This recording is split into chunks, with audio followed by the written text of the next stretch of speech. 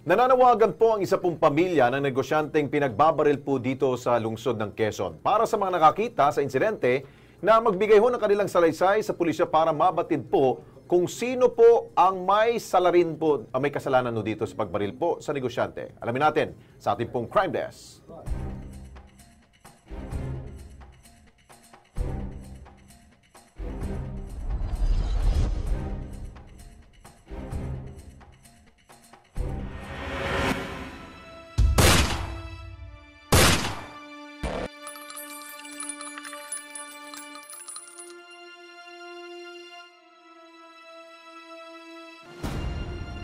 Parang nawalan ako ng pakpak. Parang napilayan ako. Alam niyo yun. Hindi ko alam kung paano ko haharapin yung bukas.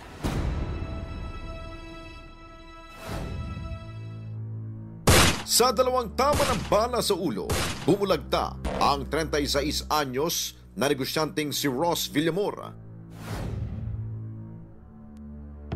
Sa tapat mismo ng kanyang motorcycle shop sa barangay Commonwealth, Quezon City. Nangyaring pamamaril kay Villamor pasado alas 11 ng gabi noong ika-14 ng Enero taong kasulukuyan. 6 po na putok. Unang rinig ko is una.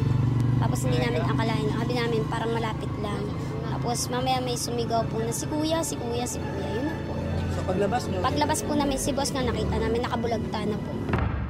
Pagdating ko doon, naghihingalo yung asawa ko. Talagang buhay pa siya. Sumusubak na yung dugo sa niya. Tapos pinipilit niya yung mata niyang idilat. Na gusto niyang idilat na parang hindi talaga kaya. May sinasabi siya.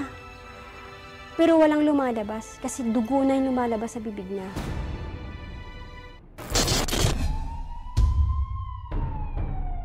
Nag-aagaw buhay ng isugod sa ospital ang biktima. Pero kalaunay binawian din siya ng buhay. Ayon sa may bahay ni Villamor, wala siyang ideya kung sino ang pumatay o nagpapatay sa kanyang mister. Pero naisip niya na posibleng may kaugnayan sa pagpaslang kay Villamor ang mga taong may inggit umano sa kanilang negosyo. Ay, yung pwesto kasi na yun, bubuuhin talaga dapat namin sa bayad yun. Kaya lang, binigyan po nila kami ng peke na papel. Sa kwento naman nakakita nung gabing yun, matapos ang pamamaril, naglakad lamang daw ang suspect palayo sa crime scene.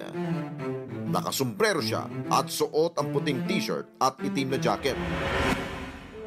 Ang problema, walang CCTV sa kalapit na barangay hall, kaya hindi namataan ang muka ng gunman. Sa ngayon, patuloy pa rin ang pulisya sa pag-imbestiga ng kasong ito. Yung gumawa at kung sino man ang nag-utos. Hindi ko alam kung ano bang kasalanan namin. Ano bang dahilan?